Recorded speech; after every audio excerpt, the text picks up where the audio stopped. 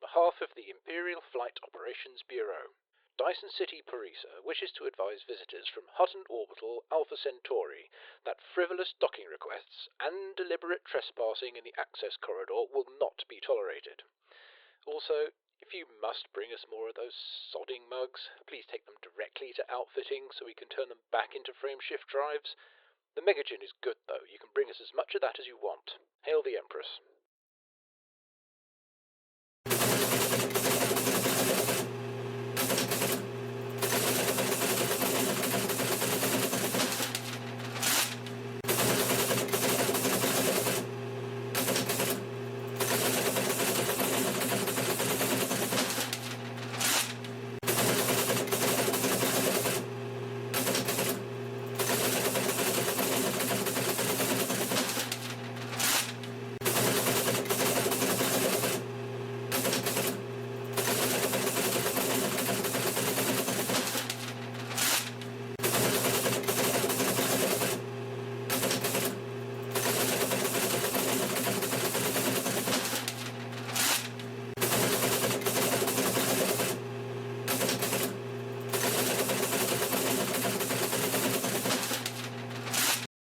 Hutton Orbital Radio.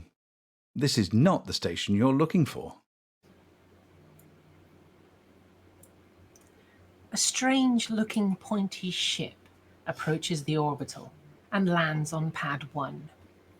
As the hangar bay doors close, its canopy slides back and 2 figures emerge. The first is tall and lean, wearing metallic dominator suit with blackened out visor, and is armed to the teeth. The second is a tiny, wide-eyed humanoid with large ears who looks slightly green around the gills. Wearing a loose-fitting robe and carrying no obvious weapons, this one looks much less threatening. They make their way to the lift and up into the parade. The first figure scans the crowds and makes their way towards a group of nearby locals. Most shrink away as the pair approach, except one hapless yokel with her back turned. "Which way is Studio 5? Asks the stranger. "It's, that way," replies the startled bumpkin, pointing to a corridor.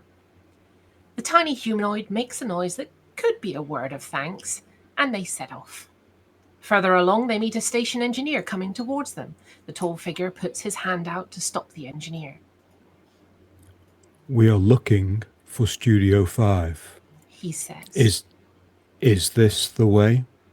"This is the way," replies the engineer.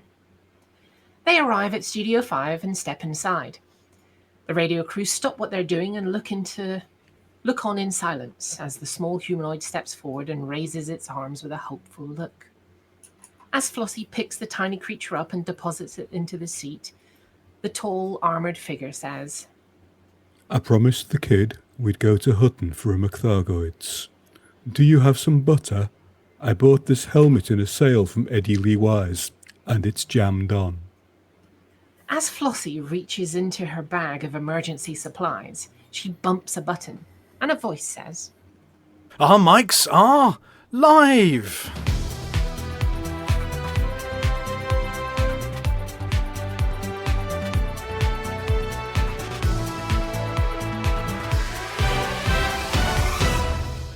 Welcome! I'm Rudolph Hucker, and I just bathed in the living waters.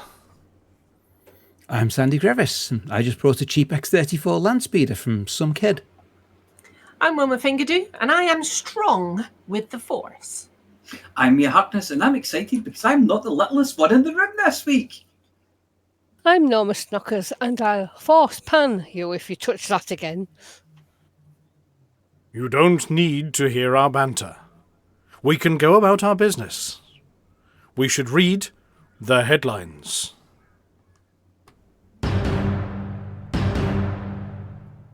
Colonization goes all Smarties, as Brewer goes all Rainbow.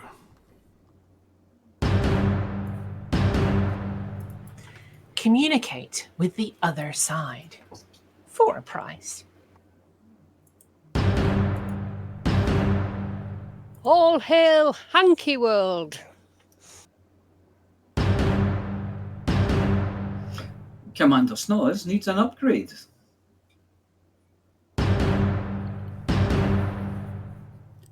Long-standing galactic naming faux pas solved. ZPG gives us an insight beyond sight of their newest ship. And I will have a route through the heap of steaming bio-waste that is the Hutton BGS bit.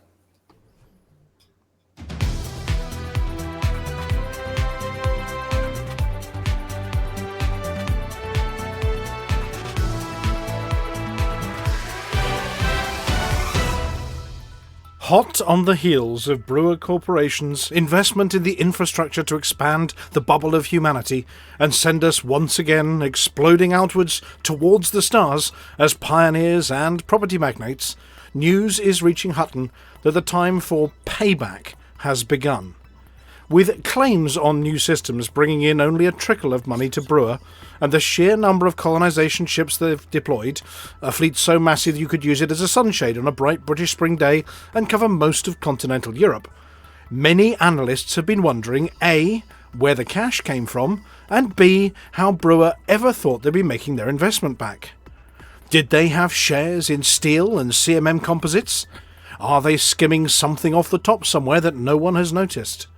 Is Brewer Corporation secretly funded by the League of NPC Pilots from their vast cash pot? It turns out that it's simpler than that. A leaked memo between the Brewer Corporation and the Pilots Federation has revealed their master plan in all its technicolor glory. They're being paid in ARCs. That other currency, the non-volatile, definitely not connected to the blockchain currently used by the Pilots Federation to fund all their investment into the ship manufacturers and a few of the suit manufacturers and an odd company that makes pumpkin-shaped helmets, currency. Quite simply put, they've put all their eggs in one basket, or in this case, one paint pot. Having given everyone countless stations, orbitals, settlements, satellites and installations, they're making their money back with paint.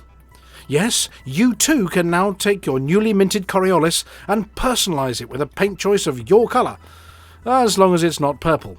You want a white one with green or yellow flashes on it? Yes, they do look like the trainers. Your wish is their command. A vibrant blue gem hanging in space around your chosen boring brown dwarf star, adding a little flash of colour to space? You go for it. It's not actually paint, of course. Looking at the number of arcs it costs, it's not much different from sticking your name on things, or paint on your adder. Well, the same league of prices. If the price was connected to actual paint, it would probably involve selling a kidney on the black market. Brewer Corporation's new Chromo Coat, trademark, exterior dynamic hue layer uses quantum-activated paramagnetic nanopigments suspended within a transparent ferroelastic lattice. When a low-voltage chromo field is applied via the station's external surface nodes, these pigments realign the reflective indices in microseconds, allowing for instant, seamless colour changes across an entire Coriolis station. The system draws less power than a vending machine and is resilient against micrometeorite strikes, solar flare activity, and casual vandalism with high-powered lasers. When questioned about this approach to painting a station for money, our insider at Brewer Corporation said, Cunning, eh? Of course, as is always the case, people don't like this decision. Mainly because what they really wanted was a Panther Clipper. But having been told they're getting that, they've decided to find something else to moan about. In this case, it's the lack of black. No midnight black paint jobs will be available. Now, to most people, there is an obvious reason for this. Imagine Commander Igneous T. Rockforbrains heading back home after a particularly long trip out into space. He's busting for Cubicle 3 and in a bit of a hurry. Arrives from Supercruise and, possibly due to nominative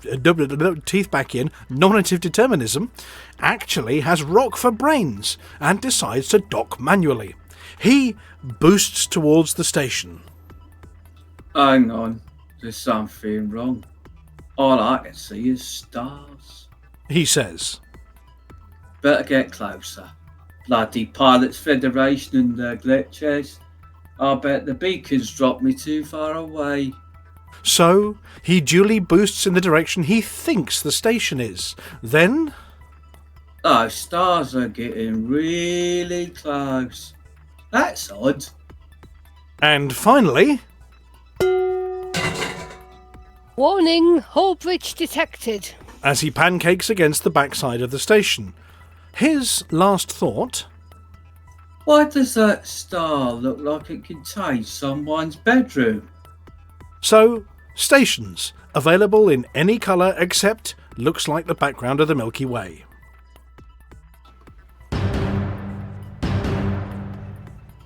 Galbay founder Walter Mellons has brought the company out of its comfort zone for his latest venture. Galbay Interplanetary Incorporated has launched one of its proprietary rude vegetable-shaped delivery vehicles to deploy a swarm of communication satellites which, it is hoped, will be able to transmit signals back and forth across the event horizon of a black hole. In his weekly altruism propaganda cast, Mr. Mellon said, "If this works, it will allow people to talk to friends and family who have been trapped in black holes, allowing them to catch up, celebrate family occasions and passwords for the Wi-Fi. It would also allow them to use Galbay's networking and streaming services for a modest subscription fee."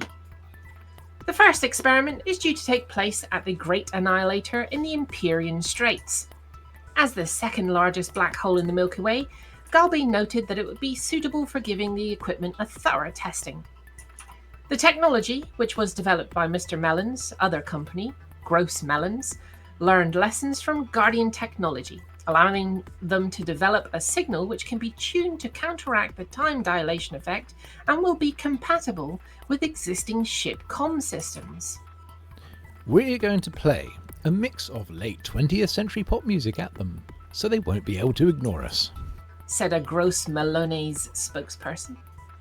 After an hour or so of Agadoo on repeat, they'll be sure to send a message back, even if it's just to ask us to stop, which of course we will, for subscribers. When asked how they knew that there are definitely people trapped in the black hole, the spokesperson responded, What?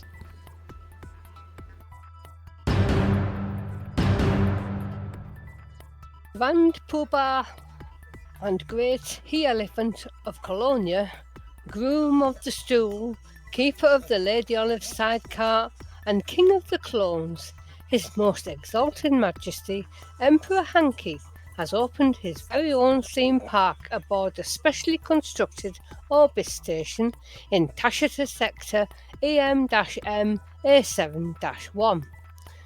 The entire station is a theme park, constructed, owned and crewed by Emperor Hanky and a cast of Hanky clones.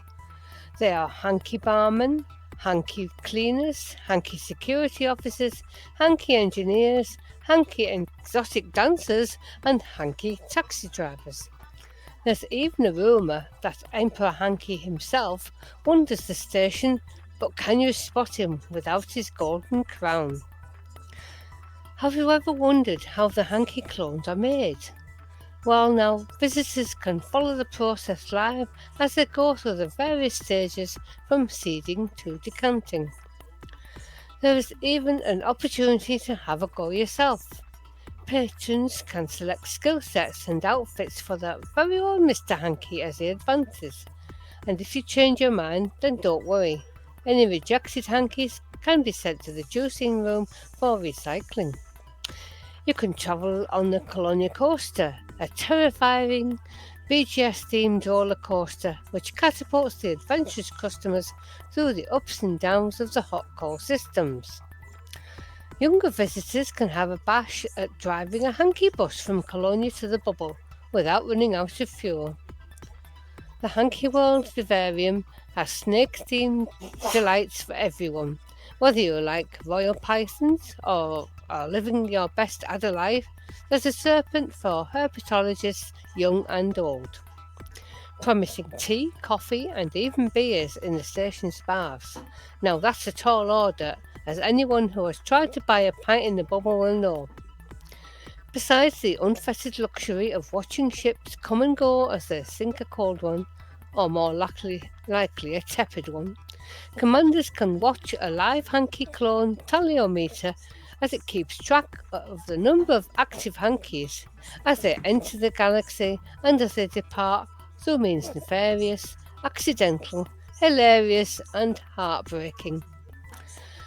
The gift shop in the social hub sells hanky-themed souvenirs such as golden crowns, my other 12 ships are fleet carriers, such as golden crowns, my other 12 ships are fleet carriers keyrings, hanky bus on the buses with Mr. Hanky hoodies and hats, be nice to Mr. Hanky t-shirts, and even replica gold glamour jackets. And of course, no visit to King Hanky World would be complete without a visit to the Grand Throne Room where Emperor King Mr. Hanky dispenses justice, monitors clone performance and oversees his beloved pythons, the snakes, not the ships. So if you're to loose end, why not visit Hanky World and experience a day out you'll never forget in a hurry, no matter how hard you try.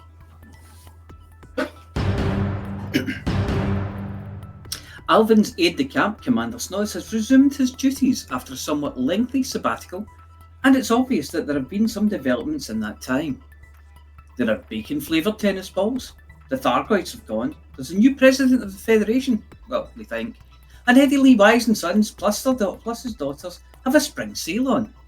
And colonies, so many colonies. For his fluffiness to visit them all, he will have to do some travelling, which raises an issue. Snoz has been away for a while and his ships have been kept in storage. He may have to take his ships into space dock for refitting before setting off, as a bemused Alvin decided his luxury dolphin was a bit retro.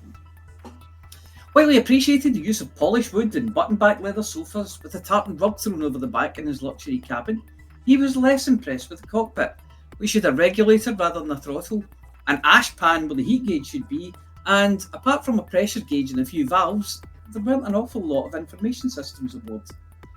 He did like the whistle though, and Snoz wore dungarees and a driver cap, which was nice. There is also a bumper sticker on the outside reading, "My other ship is a Cobra Mark II," which will have to go. As will the 1970s Go Faster stripes, the Snoz and Alvin strip across the top of the canopy, and the beige Teasmade machine.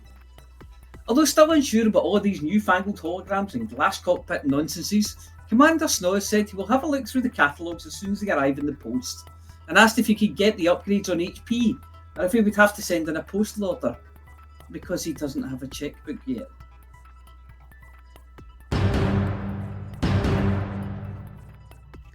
Talking of Alvin, we are taking a little detour over to one of Hutton's newer systems, where teams have been hard at work consolidating Hutton influence on the newly spectacular, if rather obviously chosen, system of Dabby Major. As reported by this very news outlet in recent weeks, Dabby Major is now the home to its very own Hutton Orbital, 0.51 light years away from the jump in point, and with supercruise that cause... I'll read that again. And with a supercruise that causes even the boldest Apex taxi driver to reconsider their career choices. The team felt it only fitting that, as with the original Alpha Centauri system, there was somewhere to stop for a pee and a pint, not necessarily in that order, before making the mammoth journey, and set to building a new facility somewhere a little nearer the jump-in point. Finding a nice ring, as you do, around a nice planet, it is, and near other ringed things, the team decided that an asteroid base would be perfect. Minimal steel construction, a lot of blasting, natural protection from meteorites, asteroids, drunk pilots and radiation. It's one of the most beautiful locations that we've built so far. When it came to the naming ceremony, there was really only one choice.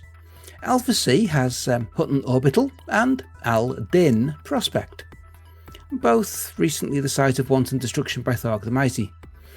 And it seemed only fitting that where some pair put a D where there should have been a V, that the new station be named Alvin Prospect, in honour of his nibs, our mighty figurehead spaniel, Mr. Alvin de Fear of Hutton Orbital. Alvin is said to be mightily pleased with the decision, and has an urge to repaint his name on the other station on a regular basis. If his hands could hold a paintbrush, of course. As for the system next door, Dabby Minor, well, the project to build a station around one of the black holes, uncomfortably near the event horizon of said black hole, was set back this week after the Pilots Federation moved all starports that were in dangerous locations a tad further away from being spaghettified, cooked, irradiated or crushed by the gravity. As for the name of this new station, well, we've accepted the names The Argonauth and Palmer Gateway for the time being, but we rather like more adventurous names like Black Hole Rim. Oh, and one other thing. As it's not part of the Hutton Bridge project, it appears that some local factions have been muscling in on the action, and all the pilots are requested to pop over and help put Hutton's name over the door, ejecting the Johnny-come-earlies who nabbed in while we were napping from all the trucking.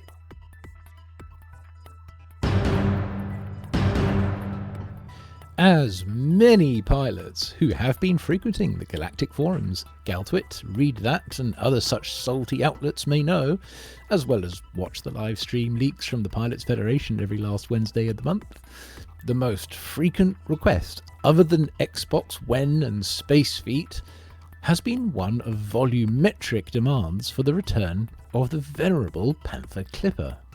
It turns out that, rather like a tectonic plate attempting to escape from another nearby tectonic plate, or a supertanker trying to change direction, things move slowly in Pilots Federation circles, but eventually things happen.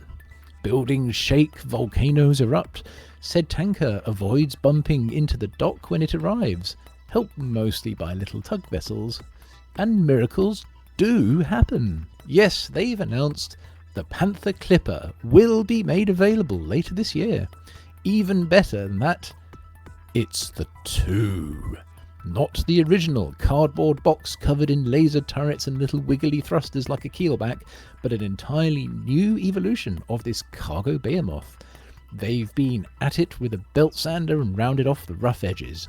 They've looked at the landing gear, and after one particularly long session watching 80s cartoons, they've made the ship entirely more feline, with legs and possibly claws, and a special built-in display rack for the Sword of Omens. Rumours are that in order to be able to buy one, you'll need a leotard and really big hair, plus be tested for an overabundance of patience, as it's suggested that due to the sheer mass of the vessel and the cargo it carries, it's likely to behave not like a svelte savannah-dwelling stalker or a rainforest hunter, more like a rather full warthog wading through a muddy swamp. There have been a number of questions from the community, such as, will it be too big for the docking slots on the station, and we'll have to unload the cargo from outside of the station? Well, no, that would be silly, and would involve inventing things that don't exist yet, like external docking ports and new lifts that go to the outside of stations.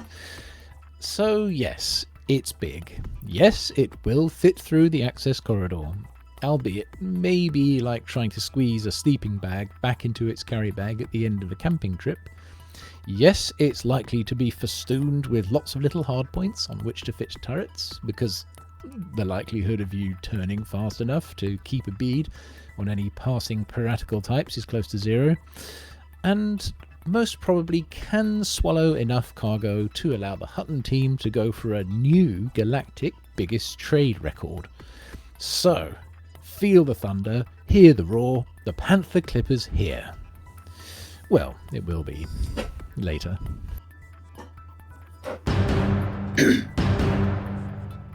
Welcome to this week's Hutton BGS bit, where we throw a brick at the window of the Hutton Situation Room and tell them it was a Panther Clipper trying to land in the medium pad. This week we have a presence in 369 systems, up by 19 since last week, and it will come as no surprise to learn that we are in expansion again. Your booms this week are in Kokari, Barnard Star, and 36 Ophiuchi. The great Barnard Star investment is over for now. Wolf 359 has boom and infrastructure failure, But apart from that, it's all very quiet, unless you start messing about in the colonies. But what does it all mean? Well, if you want to truck it or run some missions, then you can do both or either in Wolf 359. In particular, they will need machinery and food, so truck those in for maximum profit. If you want to shoot it, then why not shoot it in the Dabby Major and then give it a wedgie just to make sure. And that's it for this week's Hutton BGS bit.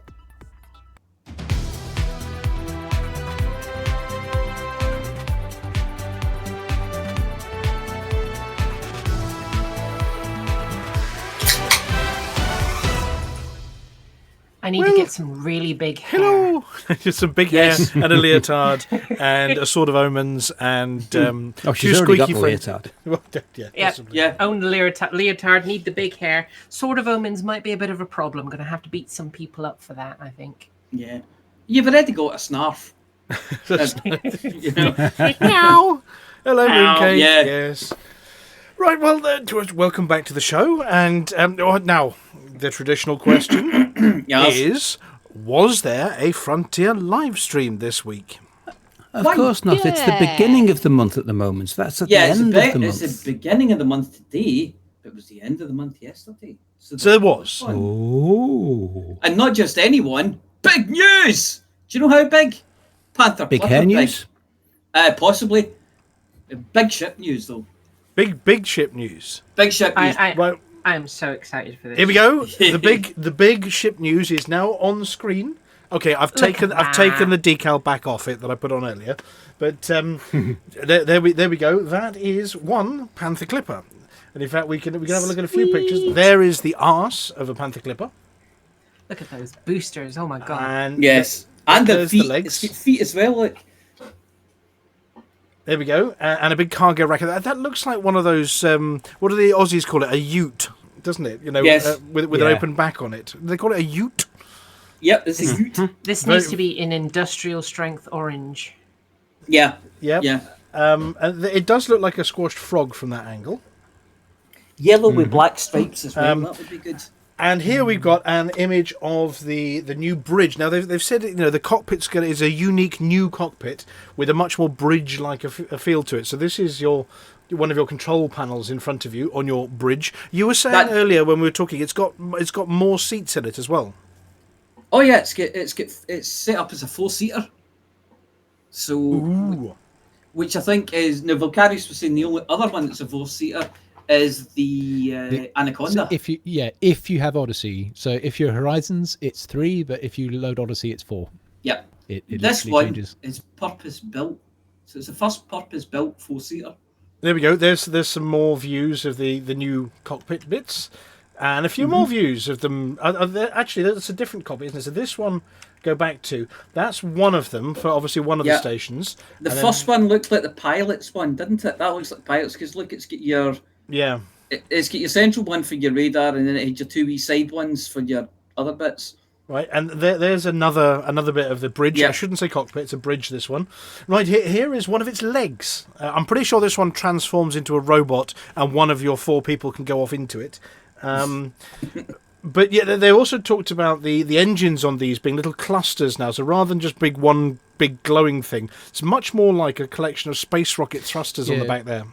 They said, I think, they were talking about the engines or the heat vents or both, but I think they said they were standard Zorg and Peterson components, just more of them. Just an awful lot more. A lot more of them. Yes. Yeah, the engines as well. There we go. There's another show, and you can see the little claws on the front of the foot there, top right hand of that picture. The little claws at the front there that make it look very, very Thunder Tank. Just imagine boosting wishfully towards the next asteroid and doing a bit of a roll as you get into position, and all those 4 all rotate to make you roll, and you're looking at the external camera when you do it. I just got chills. Yowza. Yes. Because it does look like they're articulated at the back there as well. Yeah. And then we've got there is it with one of its legs down. In fact, that's just a de-legged Panther clipper, but that's it with its leg deployed. Oh yeah, I see how the legs work. That's one of the rear legs, I think. And the entire engine pod is swiveled down to be a downward thruster as well. Yeah. There is a picture from the 1980s of that famous vehicle, the Thunder Tank. Look at the size of it. Look at the tiny people. Look at the tiny SRV. Yeah. Oh, look at those headlights. Yeah, they're made up of clusters as well. You No, can see all the individual lights inside. There's no There's also the indication two from really- here of hatches for guns yet. I can't see any. I think there's definitely an abundance of panels that could indeed retract and produce a weapon, though. So. There we Just go. And one thing to bear in mind, though, given the size of it. When you're heading back from the bar to get into the ship, make sure you head for the front or the back correctly. Because if you go to the wrong end and then have to walk all the way to the other end, it could kill you. Now, Or you'll there's be sober an by the time idea. you get there. There's an idea. A ship, I didn't think about that. A ship that just has 2 entrances would be useful. Yes. Yeah, Just I'm deploy going the in the SRV rear. and drive back and forth. Yeah.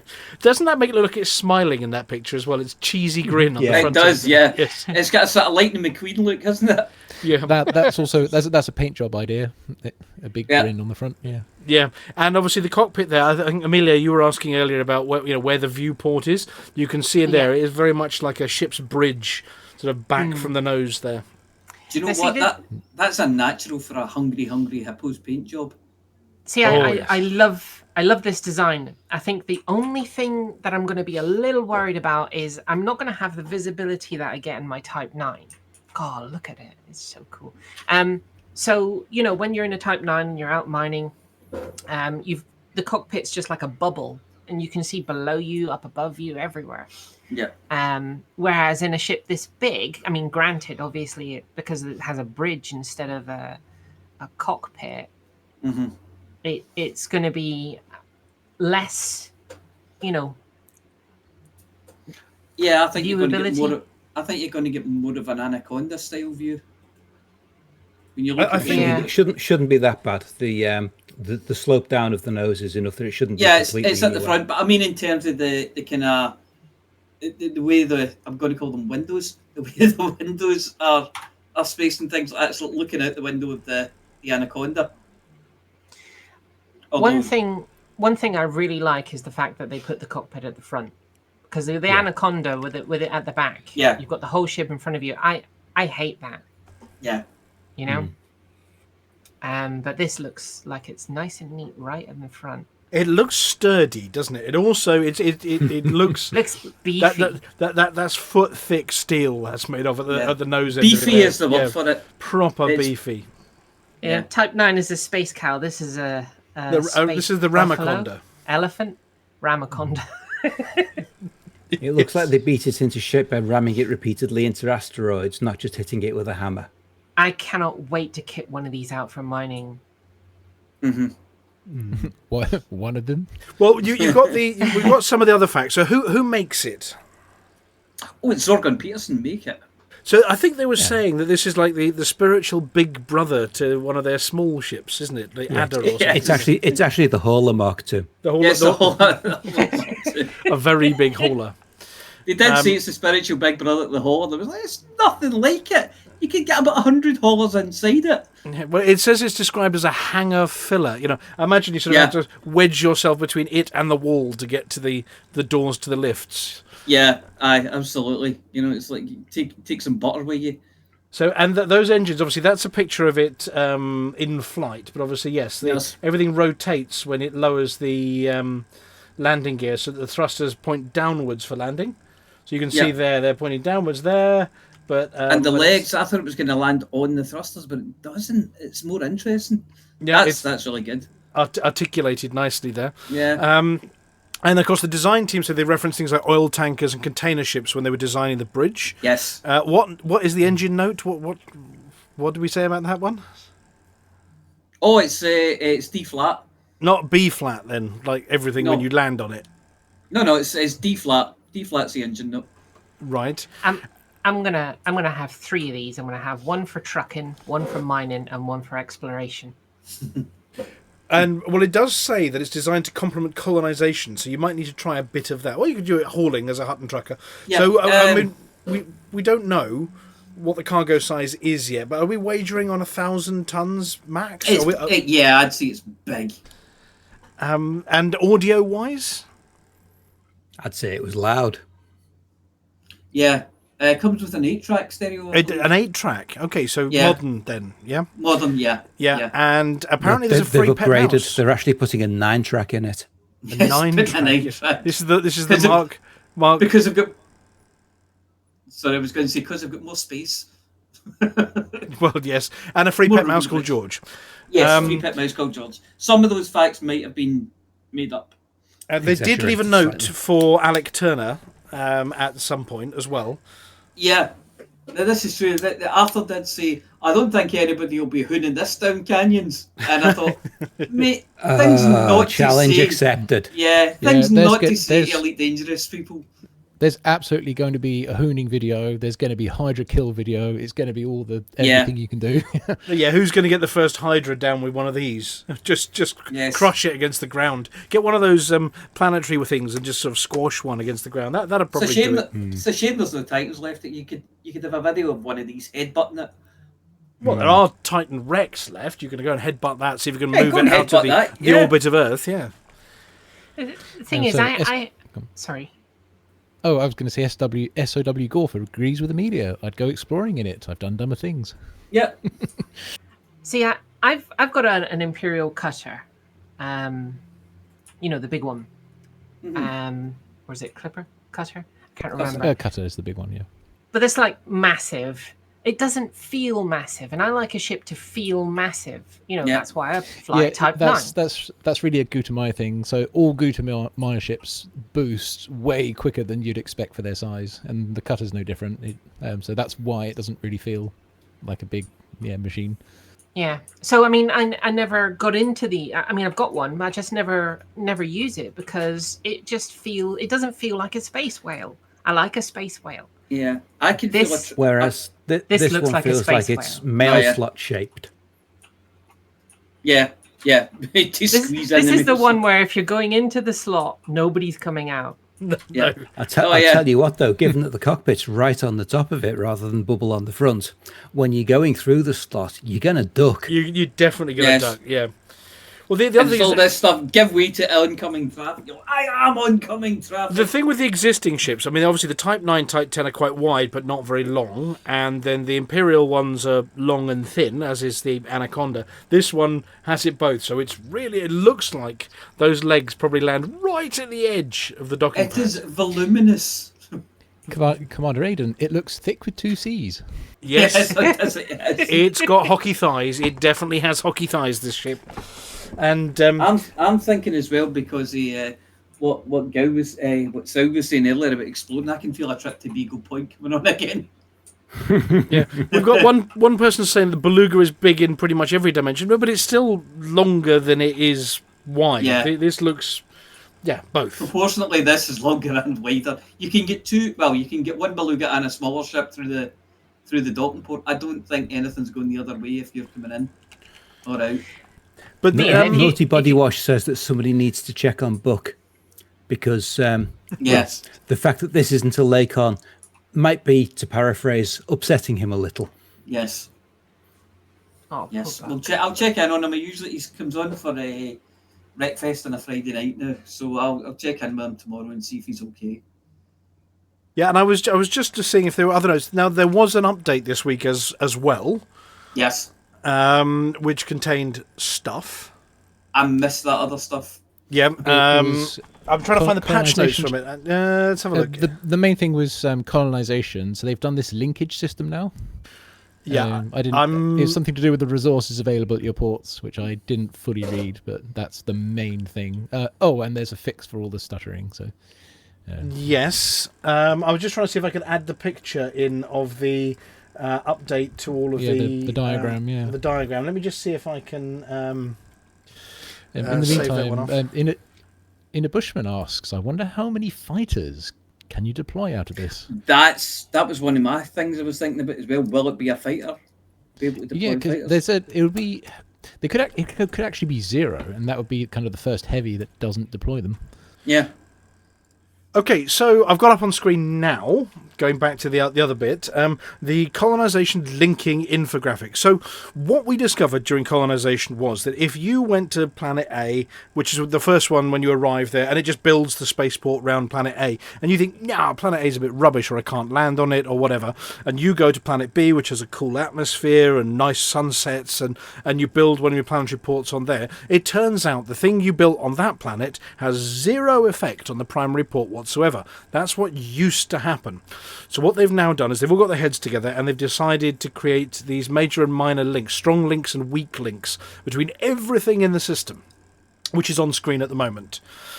So ports like you can see top left there, the tier 2 port or the tier 1 port have strong links to things on the planet below them, or things around the same body. Yeah, okay. Yeah, which means that the effect of those things, so whether it's an industrial manufacturing outpost, or whatever, has a strong effect on the port and therefore what it stocks. They then have weak links to the other ports in the system. So if you've got another planet with maybe, I don't know, an alcohol distillery on it, you'll get a little bit of that content coming up to your main port as well. Does that vaguely make sense? So you can have weak and strong. What this means is, as with other places in the galaxy, that multiple economy types can be present in a port. So it can be, I don't know, industrial extraction. But we have that in some of them already, as you know.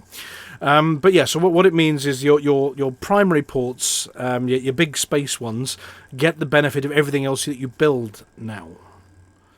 They also talked about the potential boosts and increases, decreases based on what planets you build them around. So, agriculture economies are boosted by, funnily enough, being around an Earth-like world, because you've got somewhere to grow stuff. Or a terraformable body, because you've got somewhere to grow stuff. Or orbiting a body with organics, because you can grow stuff from it. But if you put an agriculture one around an icy body, then you won't get much other than ice cream. Or orbiting a planet that's tightly locked to its star, because you don't have seasons and things don't grow without seasons. So extraction economies, funnily enough, what do we think makes a good extraction economy? Lots of minerals on a planet. Something volcanic, perhaps? Yeah, orbiting a body with volcanism and in a system with major or pristine resources, which means if you're being really picky about a system, you do need to scout it out first to see what kind of resources. They're the kind of things you find in rings. And obviously it'll be decreased by systems with depleted resources. But why anybody would depleted something that far out, nobody knows. So high-tech economies are boosted by ammonia worlds, Earth-like worlds, anything with geologicals and organics. So if there's science, then you get a better high-tech economy. Okay. Industrial economies are boosted by anything with pristine resources again. So you need some raw materials. So anything with good mining things like Amelia likes going to chew rocks at, that's a good thing. And now tourism economies, that's an easy one. Tourism economies. Yeah, what boosts those? Earth-likes. Yep. Black holes. Ammonia worlds. Geologicals, organics, water worlds, white dwarfs, neutral. Basically anything pretty. Yeah. Yep. Theme parks like King Hanky World? It needs to be somewhere pretty or they'll fail very quickly. Yep. Well, I didn't say it would be successful. Yeah. So by default, they used to all be called colonies. So constructions that had a colony economy have now been overridden depending on what you built it round. So black holes, neutron stars, white dwarfs. So Dabby Minor is likely now to become a high-tech or tourism economy. Boring brown dwarfs, like much of the Hutton Bridge project that Flossy's been working on, are going to be military, Flossy. All right. Yeah. Earth-like worlds get plant pots, or high-tech, or military. Water worlds, plant pots. Ammonia worlds, high-tech. Gas giants, if you put it around a gas giant, that'll be high-tech or industrial. High metal content, obviously for Amelia, extraction. Rocky ice worlds, boring industrial. Rocky worlds, boring refineries. Icy worlds, industrial, because there's not much else you can do there. If they've got rings, including stars with asteroid belts, that would be an extraction. If it has organics on the planet below, then you might get agriculture. And if it has geologicals, well, you might get extraction or industrial. The lists are available on the Frontier forums. So there's a new layer to colonisation now. Not just, oh, I like the look of that. You've actually got to work out what you're building it round. Next, they talked about population growth. Has anybody else got these notes, or is it just me? It's just you. Right, okay, I'm going to keep going. So, the output of a facility is determined by the population. Lots of people make lots of stuff. That's easy. Populations have been significantly increased now that colonisation is well underway. Where they're all coming from, well, you'll have to go back to our article from a few weeks back. They're breeding them somewhere. We don't know where. But yeah, so you need lots of population for good supply chains. They will also grow at a faster rate. So these aren't static. So once you've built your station, you don't magic up people. The population actually grows at a faster rate and now with a higher population limit. But the overall population capacity remains determined by the facility types. Don't build very much, you won't get very many people. And populations now grow on each weekly maintenance tick. That's the Thursday server downtime. Population's growth is based on a curve, grows quickly for the first month and then slowing down a bit. As everybody realises that the brown dwarf system you built your station around is a bit shit. Law and order changes. It is now enforced by the Brewer Corporation around construction sites. Yeah, around the colonisation ships. So Yep. that's kind of consistent with like a faction installation, where if the installation's owned by a different faction than the one that owns the system, then their version of the rules get applied when you're around the port. So it's very similar to that. Now, I don't know whether this affects sort of people hating you, because previously people sometimes would hate you, other factions, during construction, and you were trying to drop things off and they'd shoot at you. But unless you're wanted by Brewer, I suspect you're now relatively safe building stuff. Oh yeah, I would say so. It's if an individual port is run by a faction to whom you are hostile, then that one port in the system will be red and will shoot at you. Whereas Yes. it shouldn't be the case now. And then we move on to the stuff that was in the news about the paint, or not paint, the instant colour-changing chameleoid space stations. Oh, yeah. So Coriolis, Acellus, Orbis, asteroid bases and outposts can now have paint jobs. But not Yeah. black. But not black, for obvious reasons, or Starfield dotted. And just looking at the list online, at the moment you've got things like Outpost Red, Outpost Tactical Green, the Clinical Yellow one, which looks a bit hospitally, you know? Which has all the Orbis and the Outpost and Coriolis all come in that sort of white and yellowy design. There's a copper grey. There's quite a metallic one, the copper grey starport colour, and there's a green one if you're feeling a bit Tesla hippie-ish. But yeah, so they've opened up customised colours. Now I don't know whether they've retrospectively applied some of these colours to existing stations, not the ones we've created as a community. But Well, there were already ports that have a copper look to them, and there are ports that have coloured lights on the inside. I hadn't seen the white ones, the clinical yellow and white ones yet. There are some, I know an example of a white interior port. There's one. It's in Akanar, the main starport there. It's white and it's got red text, which is quite unique. So they exist, is what I'm trying to say. Yeah. Other than that, and they didn't mention much more about the Vanguard stuff that they're putting in for group management. Doors Hub, I think. I was trying to remember the name. Oh, Doors Hub, yes. Hub. Yeah. So they didn't mention much about what else is coming in the Vanguard update that I remember. But apparently there's a new feature coming at that point as well, or an updated feature, which we are led to believe has got something to do with groups and squadrons and stuff. Well, that is the Vanguard feature. Yes. But we don't have any detail on that one yet, maybe over the forthcoming months. So I'm just going to switch back to, here we go, everybody drool, look, there's the Panther Clipper Mark II. I wonder what people are going to say on all the Frontier live streams now instead of "Where's my Panther? Where's my Panther?" Ship interiors. Probably. How awfully dull. Xbox. Yeah, when? Xbox feet. Yeah. Yeah. Okay. Just think, if they do ship interiors now, how many months is some poor intern going to be doing the interior for the Panther Clipper? There's a cupboard. There's another cupboard. There's another cupboard. It's huge. Yes. Or just, is it a big empty space that, hello? is there anybody at the back? I've gone beige blind. Or you do the running from the far end and you hear the booted feet. Right, I suppose we ought to do some space news then. Should we do some space news? Have we got space news this week? We have got a few. Space news, isn't it? Here we go. Let's do the tune then. Here we go.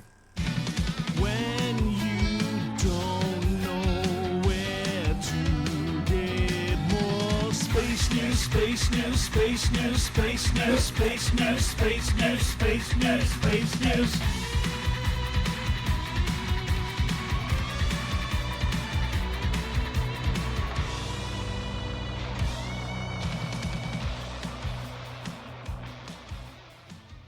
There we go.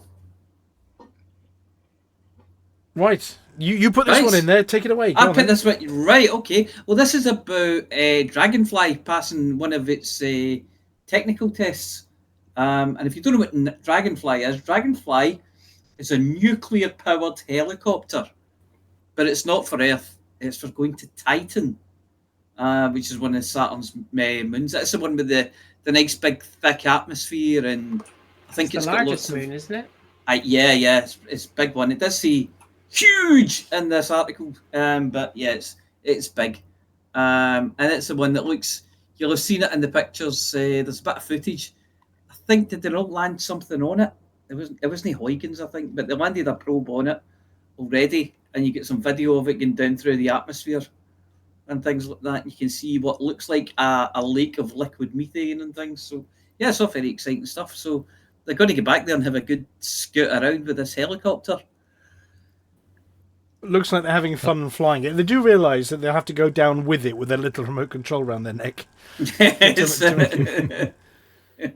just lower somebody down in a rope, it'll be fine. Yeah, absolutely. Just dangle them above it somewhere.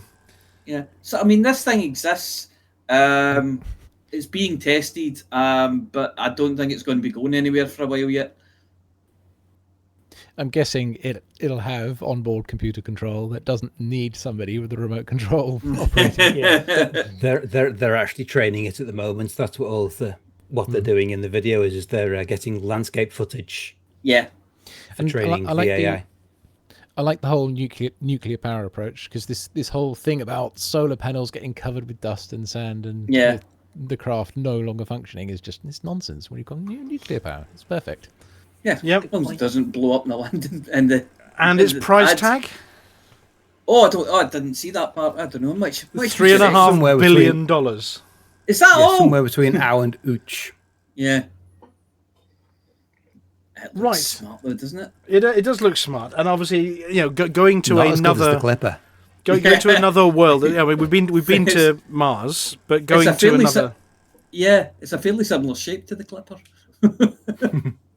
Right, and then here we have your next one. What was that again? Ancient galaxy from 330 million years after the Big Bang has been discovered by the James Webb Space Telescope. Okay. So it's found a blob. It's found a blob in space. But it's a really, really old blob. It's a very old blob, yes. So I resent that remark. Actually, it's found a blob when the blob was very young. Yes. No, it's just very small. It's very small or very far away, yes. It's probably a bit of both, to be fair. Well, apparently it's got a redshift Z of 13. There you go, which apparently is an indication of its age and distance. So redshift of 13 means it's old. Yep. It's old. And very far away. Yeah. They reckon it's surprised that the light reached Earth. So it says, let's have a look. Yeah, so the light that's recently landed on the James Webb Telescope has been travelling for over 14 billion years. Ouch. So, yeah, that's just insane, isn't it? It's about as long as it takes a first-class letter to arrive in the UK at the moment. Yes. do you think it packed a lunch? I don't think it packed a lunch at all. No, that's some very bored light by the end of that journey. Well, here's the thing is that they reckon it was originally ultraviolet light, but across the time and distance, as the light waves have stretched out, it's been red shifted, and it's, you know, by a redshift of 13, even. Yeah, redshift 13. Right, so our third article is Amazing Grace? No. Let me have a look. I don't even know This what is this about now. Mr. Bezos and his phallic... Oh, Mr. Bezos, and yes. he's sent his own set of big stiff satellites up. I don't think there's a lot of them at the moment, but he's wanting to send it up as an alternative to Mr. Musk's fleets of satellites. So, Well, I mean, this image on screen at the moment looks more like something out of one of those asteroid death movies where they blast everything on Earth at the asteroid to try and divert it, or some kind of... You imagine Slim Pickens riding on the front of that with his cowboy hat. Yeah, well, that is just one giant penis rocket. You can see the things at the side are like 4 towers or something. I don't know what they are. But, yeah. Ribbed for her pleasure? I have no idea. Ribbed for her pleasure, yes.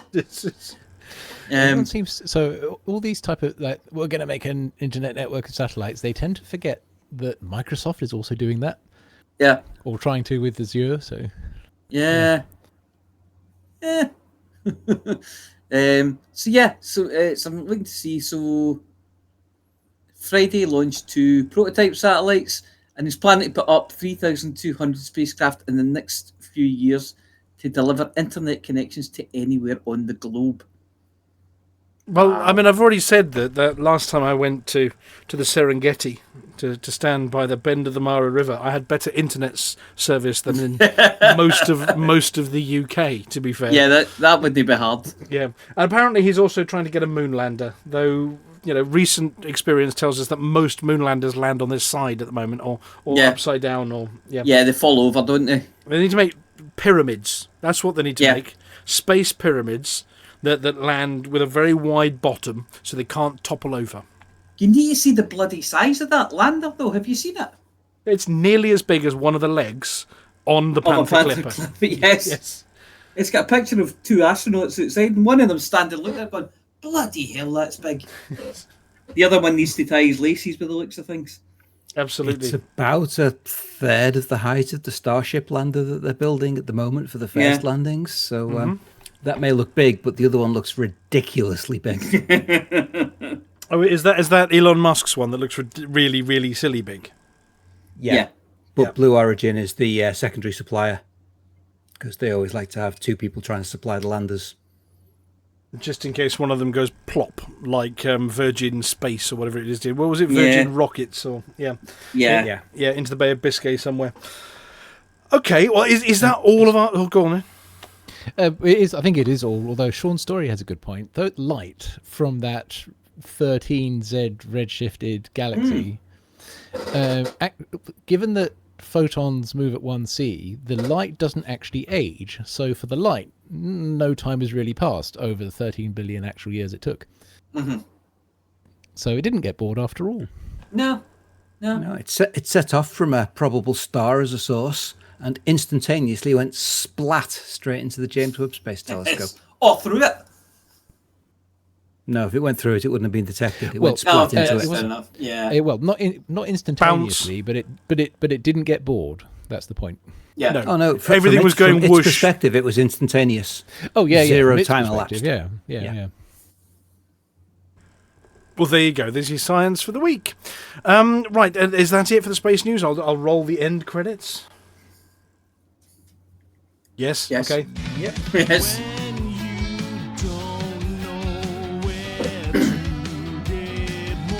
Space news, space news, space news, space news, space news, space news, space news.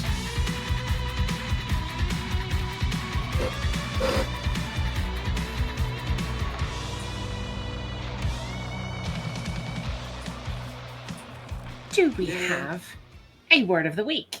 We do have a word of the week, and word of the week this week is resistential. Resistential? Yes. What does that mean? It means seemingly spiteful behaviour manifested by inanimate objects. like your ship's computer console. Can you use it in a sentence, please? Yes, I can. Vantian's broadcast console was giving resistential energy. And for anyone who's interested, the spelling and the meaning is coming across your screens right now in the form of a ticker tape headline. Yay! Mooncake loves it.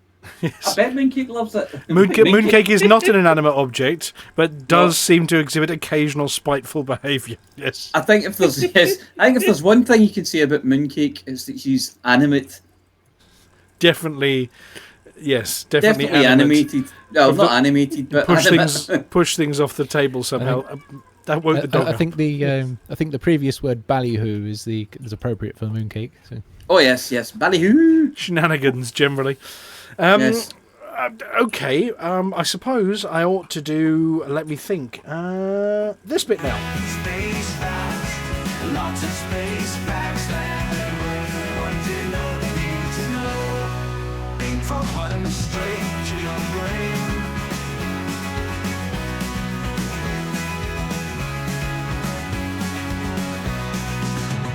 Being from Hutton straight to your brain. Welcome to Space Facts. This week, we're platforming passionately those ardent agents of astral annihilation. And no, it isn't Commander Ascorbius trying to land a Panther Clipper manually this time, but it is death from above. We're talking about the planet-crushing cosmic events which send eons of evolution straight to extinction. Because let's face it, the more ways the galaxy has to destroy Sol 3, the better. Fact number 1. Asteroids are absolutely everywhere. This is actually because the definition of an asteroid covers many size orders of magnitude, with sand and pebble-sized asteroids striking daily. 1 metre asteroids strike a few times annually to very little effect. 10 metre asteroids strike once or twice a century, but even those have little more than a penchant to explode mid-air. 100 metre asteroids cause serious damage, although these events average once every 10,000 years. Kilometre asteroids cause global devastation, albeit survivable, around every 500,000 years. 10k asteroids cause mass extinction, but only once every 250 to 500 million years. Fact number 2. Radioactive stellar flares have several magnitude classes, A, B, C, M and X, each getting 10 times larger. Above X has never been observed, and so for the moment it has the hypothetical name superflare. Planets with atmospheres and magnetic fields, such as Sol 3, are as good as totally protected. These basically render flare types A, B and C insignificant, and M flares cause minor radio blackouts at worst. X flares via mass ejections can cause geomagnetic storms, which disrupt satellites and power grids, but otherwise they still pose no actual radiation threat to life on the planet. A superflare could disrupt global infrastructure and pose some surface radiation hazard, but again, none have ever been observed. Human colonies on planets without atmospheric and magnetic protection do have to shield themselves, otherwise M flares can cause radiation sickness, X flares are lethal, and superflares would just eradicate the local environment on the planet entirely. Fact number 3. Main sequence stars don't last forever. When the core runs out of hydrogen atoms to fuse into helium atoms, it collapses under gravity due to the lack of outward pressure. The collapse is halted by the Pauli exclusion principle, but not before the whole thing gets really hot and ignites an outer layer of hydrogen. That shell of nuclear fusion produces a lot more energy, which causes a huge expansion to around 200 times the size of the original star, becoming what's known as a red giant. Planets engulfed within its volume are left scorched, and the atmosphere totally vaporized and basically uninhabitable. When this happens to Sol, the minimum volume will be almost exactly the orbit radius of Sol 3 at 500 light seconds. Don't worry though, the maximum is around 594 light seconds, so there's no risk of Sol 3 somehow escaping the event. Unfortunately, said event is 5 billion light years away, normal years away, but beggars can't be choosers. Fact number 4. When a really large star goes supernova, it emits a huge radiation burst. If this occurs within around 325 light years, a planet's atmosphere will suffer significant ozone depletion. If it occurs within around 33 light years, the atmosphere gets vaporized, so wisely chosen colonies are indeed critical in humanity's space age. There aren't that many supernova candidates within range of Sol 3. The closest is IK Pegasi b, which can be found in Universal Cartographics galaxy maps 150 light years away under the name HR 8210.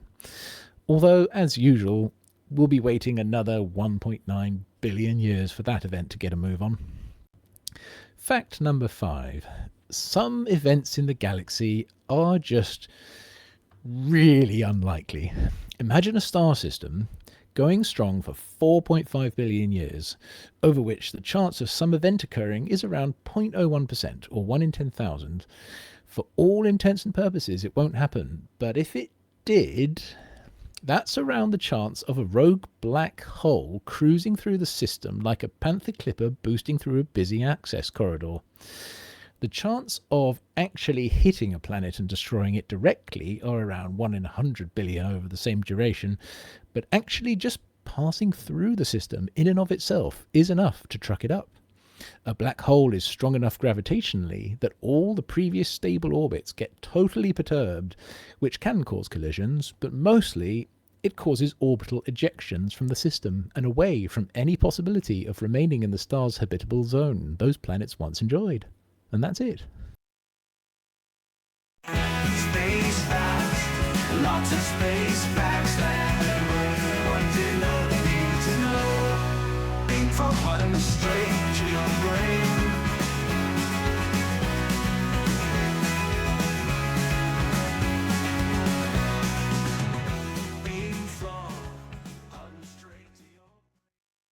Thank you very much, Valkyrius. We're all doomed. We're doomed. Well, in about 1.9 billion years for the supernova, in about 5 billion years for the red giant. Yeah. Yeah. Well, before we go to the next bit, I mean, because there's a bit of prophecy going on in some of the broadcasts. I was just reminded, actually, by somebody in the chat channel, but somebody saying we need a gombox-shaped moon lander. I'm pretty sure we covered that a few weeks back, didn't we? We did, yeah, we Yep. did. The first thing I said was I want one on my desk as a curiosity. And we looked up the price of them, and yeah. So and was it like $200 or? Yeah. But there was another bit of prophetic broadcasts that we did. How many months ago was it? It was August last year. As a few of you may remember, we held a little thing called ECM, the Elite Community Meet, last August, and we're holding another one this year. But during that, it is traditional, before the Hutton Orbital Radio show, for certain members of the Pilots Federation to take to the stage and read some words. And the one that they were reading last year was all about some designers of spaceships having a planning meeting about these ships that were going to be forthcoming, if you remember that one. Mm-hmm. Mm-hmm. And it was only right after certain members of the Pilots Federation started putting out messages about their newly designed ship and all their designers talking about the design that we revisit this particular sketch. We're not going to play the whole thing, but I'm pretty sure I've got it here. 1 second. Run VT. All right. Outside of the outrageous large hard point, what else have you got? Well, this one's the one everyone has been asking about. It's a box. Oh, well, it looks like a box, but that was the largest shape we could fit on a large pad. It's a Panther clipper. And we've designed a ship kit. Right. Right. All right. Outside of the... And there we go. Yeah, that was the prophetic ECM last year, maybe predicting that finally we were going to be getting a Panther clipper that was really large and like a box. It looks like the designs have evolved a little bit since that point. And does anybody remember 4 cups instead of 2? I was going to say they've got 4 rotating cups instead of 2. Well, that was a ship kit. That was the ship kit. You know, you may find a couple of big extra engines on the back or something. We never know. Does anyone remember what the next ship after that one was? Because we've got a few more coming this year. What was the next ship in our Predictatron? There was the Moray. There was Dean Martin was next. Yes, that's a Moray. And after that, there was the boa. Yep. There was a bright pink boa. And he looked fabulous in it. He looked absolutely fabulous in it. So Yeah. there is our prediction. At least one of the ships is going to be either a boa or a moray. There we go. Those are my predictions for this year. But we'll have to find out. You never know. When is our timing for ECM? We're on 16th of August this year. Please do come along and join us up in Coventry. But did they say they were going to be releasing more ships? I'm trying to think if that timing works out for them, giving us a bit of a sneaky peek like they did with the Mandalay last year. Well, if I think back, was the Python... No. One of the ships released, the Type 8 released like a week before ECM, was it? Yeah, it could be. It was relatively before, but then they showed us the Mandalay pictures without telling us it was a Mandalay. Yeah, they definitely teased the Mandalay, but I'm fairly sure the Type 8 had just... So I think they're going to do something similar again. So everyone will be talking about the new ship at ECM, and they'll probably tease something or other, yeah. Well, talking of Mandalays and talking of ECM, we did get a video from somebody doing an awful lot of exercise earlier in the week. Oh, yes. Who could it be? I have no idea who it could be, but somebody had got one of the tunes, the Mandalay tune that we put together after we saw the Mandalay and found out it was a Mandalay last year, and decided to Beat Saber it. You may have rewind. You may remember we were talking about this on previous weeks, about trying to set up, some Beat Saber for Flossy to demonstrate her legendary lightsaber skills at ECM. And you sent us 2 videos, Vilcarius. One melted my brain because I couldn't keep up with you. That was the Trailblazer difficulty. That wasn't even the Pathfinder difficulty. No, well, I got the second video. Whereas the second, so that was really just to gauge whether you think it could use an easier difficulty. Well, I'm going to play it. The audience can decide. This might be the one that we put up at ECM. Here we go. Have I got the right video? Here we go. On the screen now, there's a surveyor level. There we go. And this is you giving it large with a couple of lightsabers in a specially crafted Hutton map. I've already broken a sweat. And I'm just originally I was using an environment called the Kaleidoscope, but after browsing some community maps and discovering a literal space map, a space environment, I simply had to remake the light show to use it. This one looks more of a reasonable pace for human beings who don't want a coronary on the day. It's hard enough at this level. Yeah. We want to see your score at the end, you see. Anyway, crafted by our very own Vilcarius, we're hoping to do a bit of a Beat Saber challenge on the high scores. On a Hutton tune. It has a party mode, so anyone doing it can you can all put your name in the score table for the day. And that looks just about right that we're not going to end up perspiring, expiring, or otherwise. I do like the little loops. But we won't get 6 people with perfect scores. Yeah, and 5 of them will be Flossy's clones.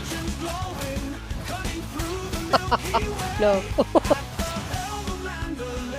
It's a pretty good job. I'm just watching through it now, Vilcarius. It's I do like the background on that. That is very good to hear. Yes, it looks fun. Very picture skew. Got that S. I never get S in any of mine. I mean, performing like that, you can definitely be in the next Star Wars movie/TV series. Though I suspect stormtroopers aren't that accurate. SOW Gorf, it's making me tired just watching. You should see some of the other community maps I've well, not made, but played.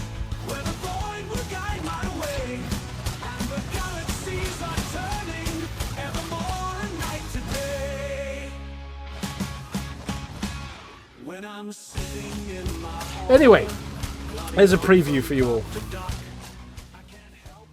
And I'm going to need to lie down after watching that, I suspect. But it's a very good job, Valkyrius, and I'm looking forward to giving that a go. Good. I think we'll have a few warm-up goes on the build-up day for the event as well. But anybody listening and watching, if you haven't yet bagged a ticket to come and join us, or you're in the UK and you can get to Coventry on the 16th, chuck a few pennies in the tin, come and join us for the day, and you might just get to go and have a go with that, amongst other things. Right, Litho. Yeah, it's time to hand over to. There we go. Flossy, isn't it? Yes, there's some words. Strangely enough, given last week's news article, it seems that Flossy's messages this week are all about somebody called Grom. Apparently he's upset about us reading his private diary out. Who is this superhero? Chicks? Nope. Mia, the apology officer? No way, man. Helen, the mild-mannered CG publisher? Could be.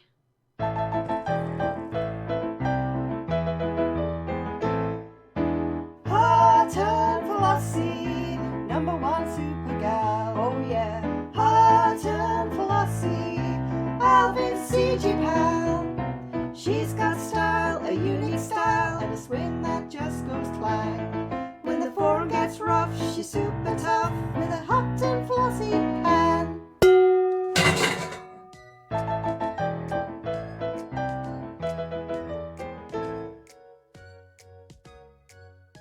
Hello, Flossy here with this week's CG News. There are 2 competing CGs this week. Support Grum's forces or Winter's forces in LP 85534. A competitive mining rush has been sparked by the primary faction of LP 855-34, calling for platinum to support several construction projects.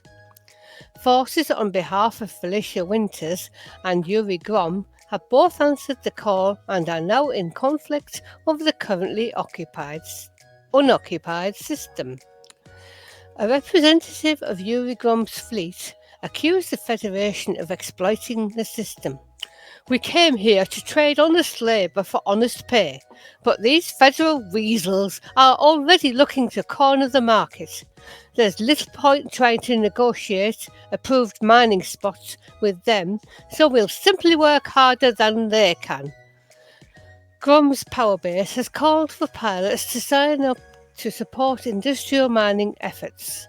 Pilots willing to participate can register at The Undeniable in LP 855-34. A spokesperson for Felicia Winters supporters told the local press that their mining vessels were acting in good faith. The fine people of LP 855-34 have ambitions for their home, and it seems natural for us to help gather the necessary materials. But unsurprisingly, Yuri Grom's zealous followers simply had to get involved and make this a competition. It's up to us to demonstrate the power of the federal industrial machine. Winter's power base has called for pilots to sign up to support industrial mining efforts. Pilots willing to participate can register at Rares Resilience in LP 855-34. All pilots who register at least one contribution by mining platinum, then selling it at the Undeniable or Rares Resilience, will receive the following rewards, regardless of which power wins. 1 fully engineered 1D abrasion blaster with long-range modification, and credits depending on success tier achieved and individual contribution level. If Grom emerges victorious, pilots at the top 75% and above, regardless of their pledged power, will receive additional 1 fully engineered 1D abrasion blaster with long-range modification. Plus, those who are specifically pledged to Yuri Grom's power will also receive 40,000 merits and a Yuri Grom Powerplay banner cockpit customization.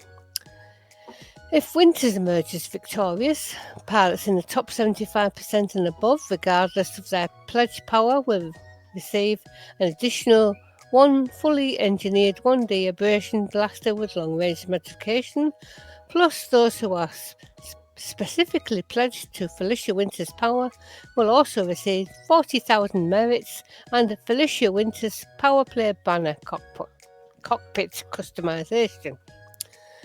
Platinum mined and sold as part of this initiative will have a 4 times price multiplier. The two factions have set out 2-week-long operations to establish their position in the system, which began today, 1st of May. To be eligible for rewards, you must sign up as an active participant before mining platinum, then selling it at either the undeniable or raised resilience in the LP 855-34 system. This is a competitive initiative, and as such, you may only sign up to one initiative at a time. You may switch sides at any time by abandoning the goal, but note that any existing contributions you have made will be invalidated. Commander power pledges will be taken as the pledge power at the time of initiative completion. Be aware that faction state changes and other disruptive events can negatively impact markets on station services and could prevent the initiative from running smoothly. And that's it for this week's CG News. Flossy told you what to do.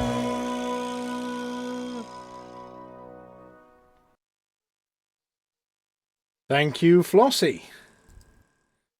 Now, how did they know that we'd be talking about Grom this week? Maybe they were listening to the show last week. And, who haven't we talked about for a bit? It'd be Grom then. Yeah, so long-range modification on an abrasion blaster. It sounds like a dumb thing to do, except for when you remember that long range not only increases the range, but also the shot speed. So the abrasion blaster, which normally arcs its way round corners as you drift slightly when you try to use it, should now go much faster and be much easier to hit those. Especially for Amelia. Yay! When she's scrubbing rocks of their bits and bobs.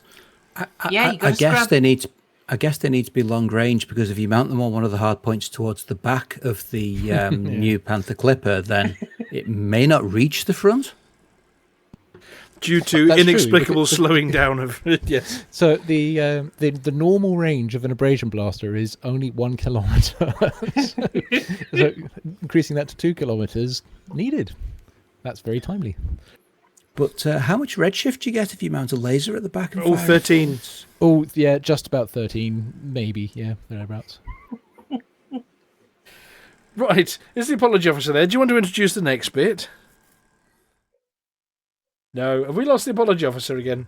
No, I was just unmuting myself. Oh, right. I thought you were playing with that Grogu lookalike. No, he's too big for me. He beats me up. keeps throwing Duplo at you.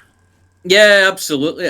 They're not Duplo. They just look like Duplo in his hands. They're actually normal-size Lego. Right. And now, via the magic of audio-only technology, well, mostly as his camera melted in the heat, it's Commander Wotherspoon with this week's Galnet News Digest.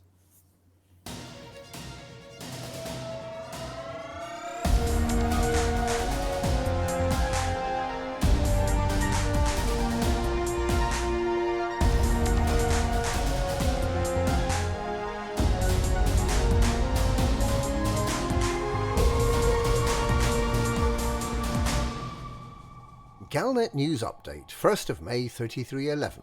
We read the news so you don't have to. In this week's news, the powers seem determined to create a less stable galaxy. Winters and Grom get confrontational over platinum, and the Trailblazers initiative is hailed as the largest migration in galactic history.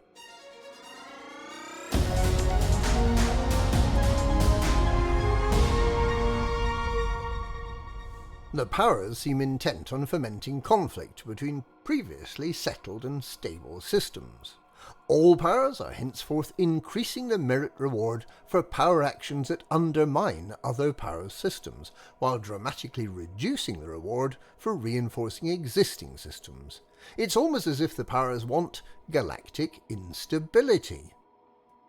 In related news, delivering rare goods will once again earn merits, after a very long pause for reflection, and cartographic and exobiology merit rewards have been increased. But the days of collecting occupied escape pods to help your power are over for good. The intention was that power agents would be helping to rescue those stranded in systems controlled by the power, a positive and helpful activity. Unfortunately, many of those tasked with turning in escape pods instead chose to create their own by attacking and destroying passenger ships, thus contributing to lawlessness and inadvertently undermining their power while still being rewarded. Alternative activities have been provided, but these vary depending on the power. Nakato Kane just wants more salvage in both undermining and reinforcement systems, while the Prime Minister also wants salvage, but only in undermining systems. Princess Ashley wants salvage from undermining systems too, but would prefer reboot missions in reinforcement and transferring employee and political data in acquisition systems. The Emperor would like her agents to sell commodities for large profits in acquisition systems, while President Winters wants more aid and humanitarian missions in undermining systems and selling mined resources in acquisition systems. For acquisition systems, Yuri Grom wants more ships and wakes scanned, while the Simguru wants more rare goods traded.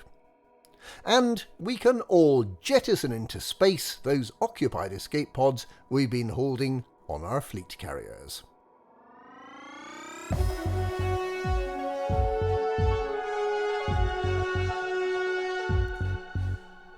Federal President Winters and disgraced rebel Admiral Yuri Grom are competing for the favour of the LP-855-34 system. Their weapon of choice? Freshly mined platinum. The controlling faction of the system has an urgent need for large quantities of mined platinum for construction efforts. It's not clear if they plan to use the platinum as a building material or sell it to buy bricks and mortar, but in any case they find themselves the centre of an uncalled for competition between President Winters and former Admiral Grom.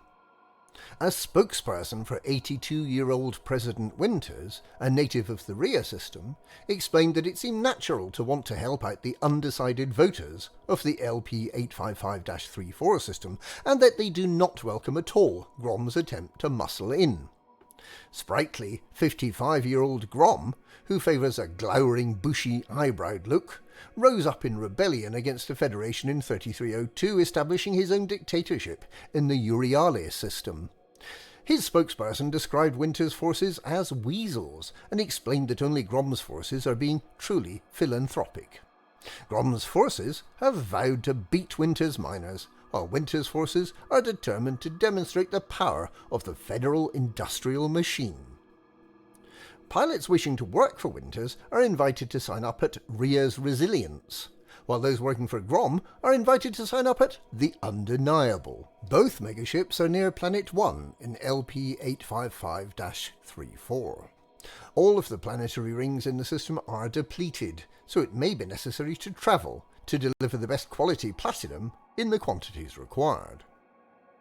Both sides are willing to reward all pilots who contribute with a fully engineered 1D abrasion blaster with long-range modification, but whichever side wins will reward those both pledged to the power and who take part in the initiative with 40,000 merits and the appropriate cockpit banner customization, as well as a second abrasion blaster. The powers have ensured that those not pledged to either power cannot contribute to both sides, so they can only earn one abrasion blaster. The initiative will last for 2 weeks. Meanwhile, Gutamaya says it's delighted with the performance of the Corsair during last week's campaign against pirates in the Down system. Down Empire League's head of security, Harold Gomez, has thanked everyone who took part.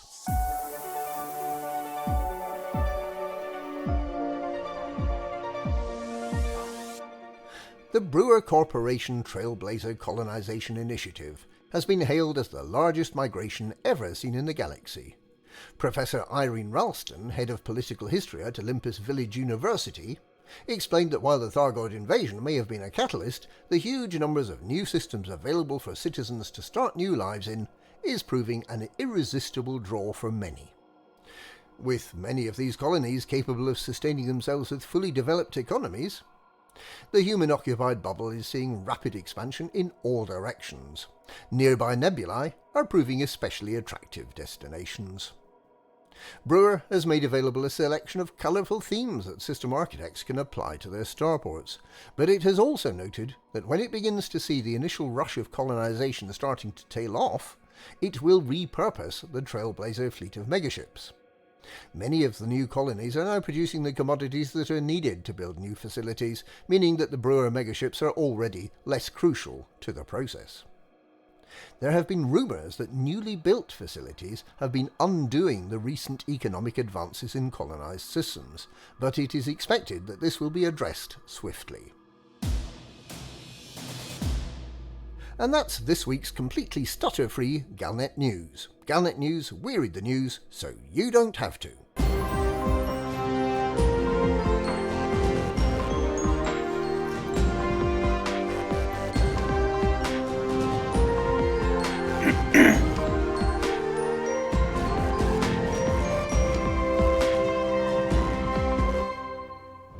Thank you, Galnet News Digest. Next up, we bring the return of the Galnet Rares Digest with Amelia Hawke.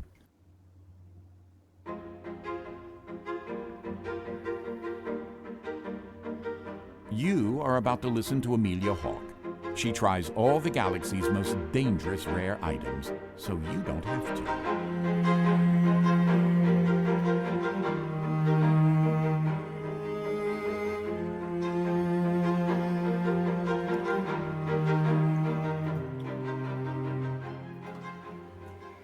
This week, I'm on Ontimaxia 3, known to the locals as Llantlu Thul Utlantafogog, or something to that effect.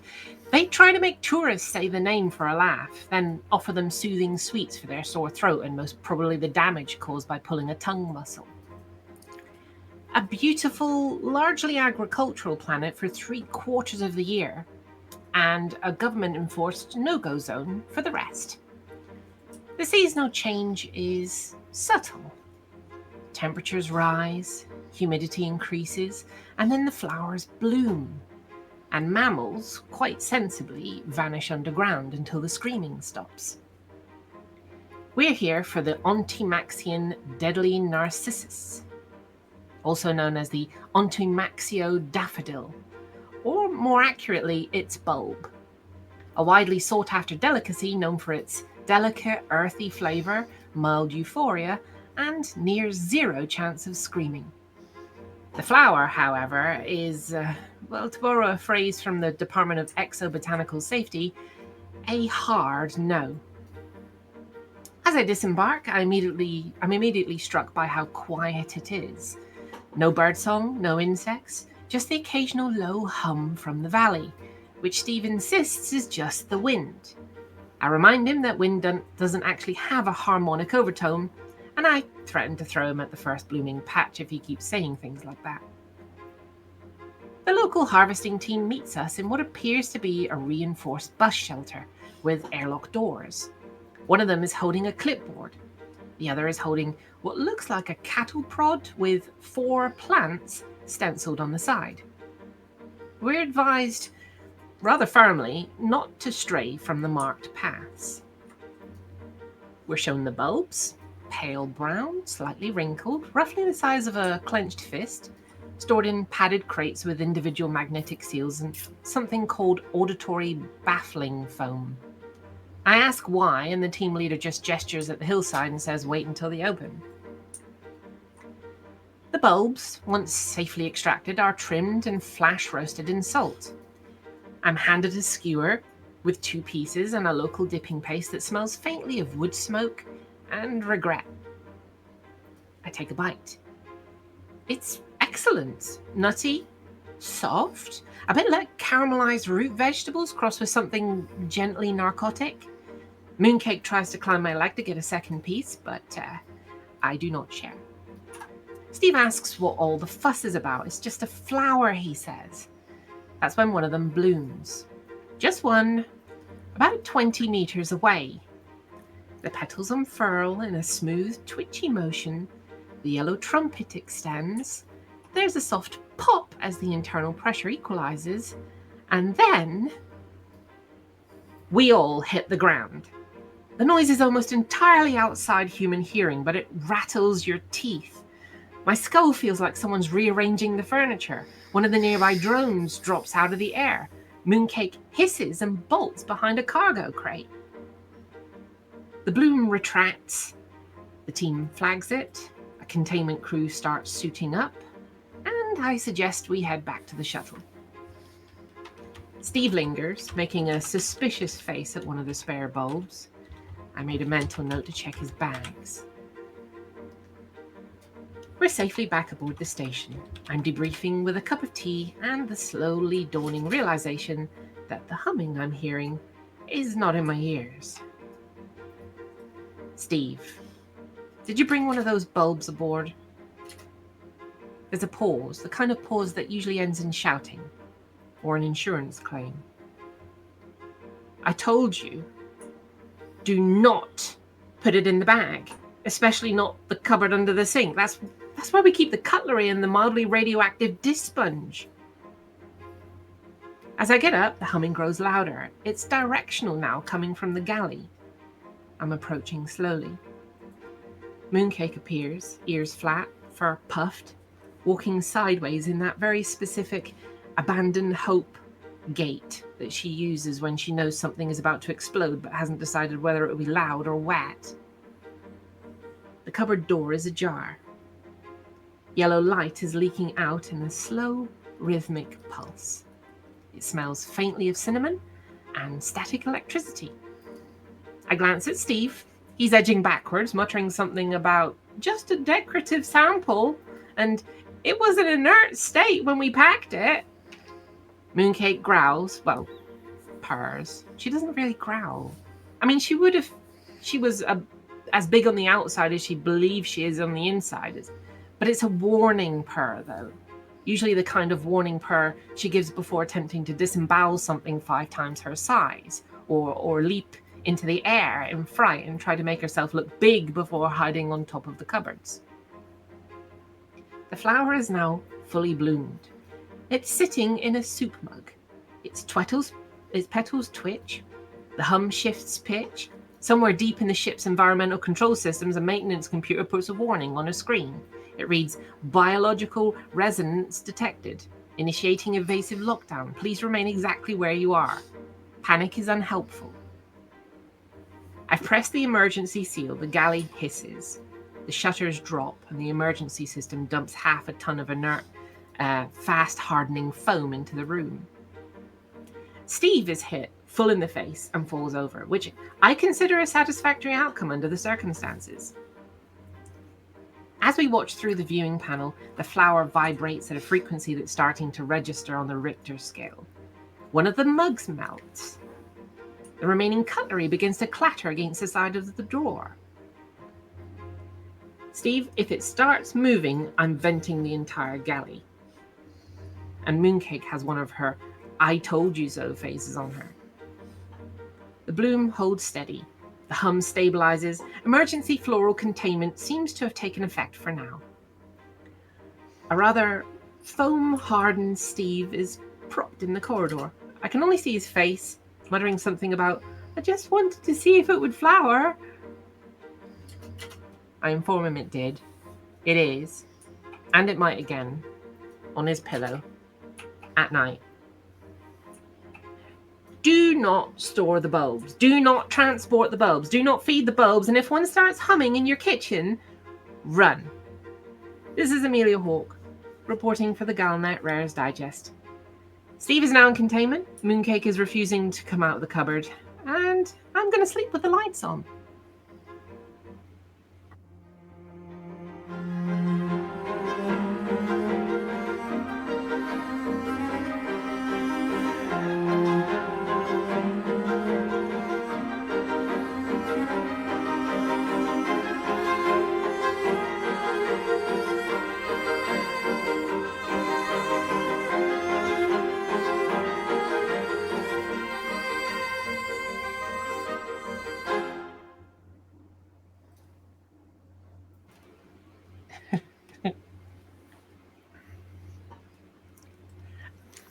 I bloody hope not. You should have. Deadly.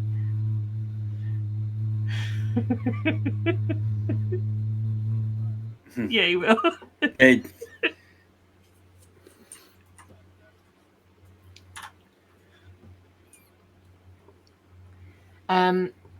Yeah, Ontimaxia. I love that name. Ontimaxia 3.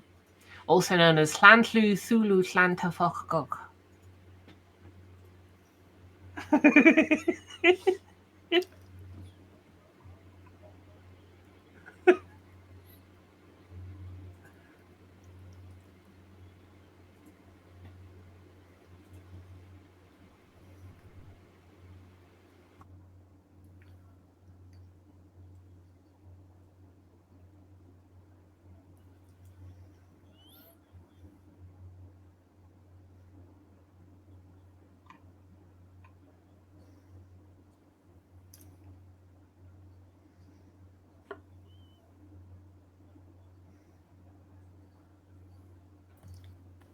You're very welcome.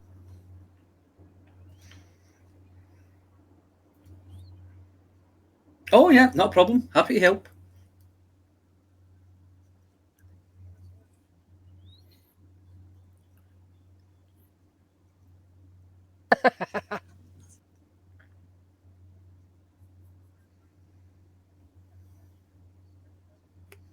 You are, as always, welcome.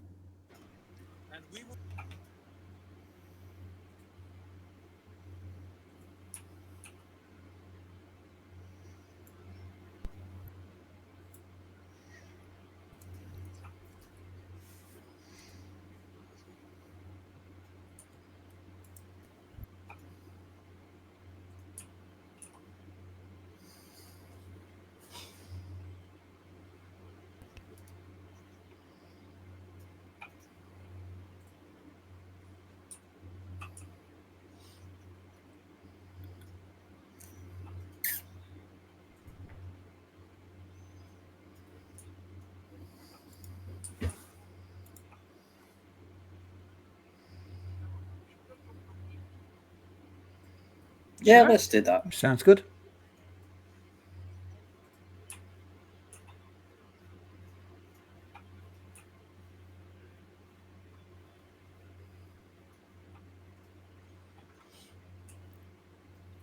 Elite Community Meet, www.elitecommunitymeet.info, the link for which I put in Studio 5 but has not been put in the chat yet. I will put it up on the headline. I've just realised I was muted through all of that. Shall I do the quick version? Thank you, Yeah. thank you, thank you, and thank you. You all said something in return. Yeah, I know Inner Bushman. Yes, they all said something in return. That was my fault. And then we're going to go and raid somebody. And when we raid somebody, you've got to be kind to them. And it's somebody I've now forgotten their name. Who was it again? Ian D something. Yeah, D Live. Ian D Live, yes. Read the instructions that are coming up on the screen. They're dead important. Be kind to everybody when you arrive in the stream. And yes, ECM 2025, 16th of August, Coventry. Whew. For the mug! For the mug! For the mug! Nearly seamless. I didn't hear any seams.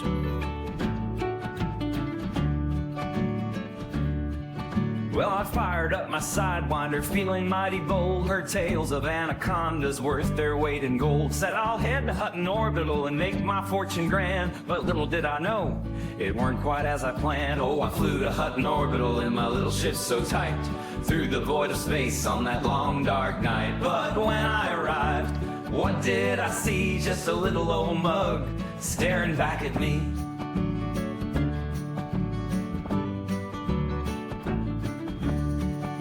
They said, come to Hutton, son, and get your big reward. An anaconda ship, you'll be the envy of the board. But as I landed gently, my dreams began to fade. For all I got was a mug and the memories we made. Oh, I flew to Hutton Orbital in my little ship so tight, through the void of space on that long dark night. But when I arrived, what did I see? Just a little old mug staring back at me.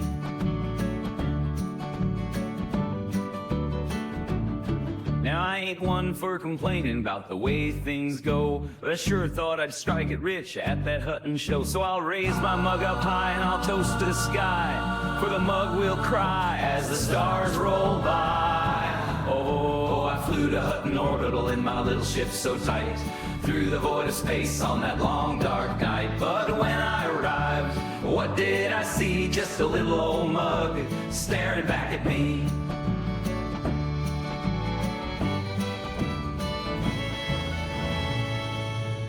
So here's to all you pilots, dreaming big and bold. Just remember, at Hutton, your fortune might not unfold. But take it in your stride and enjoy the ride, for the mug will shout with country pride. For the mug.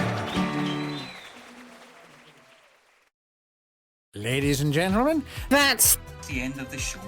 Everyone's buggered off. Why don't you bugger bugger off off too? too?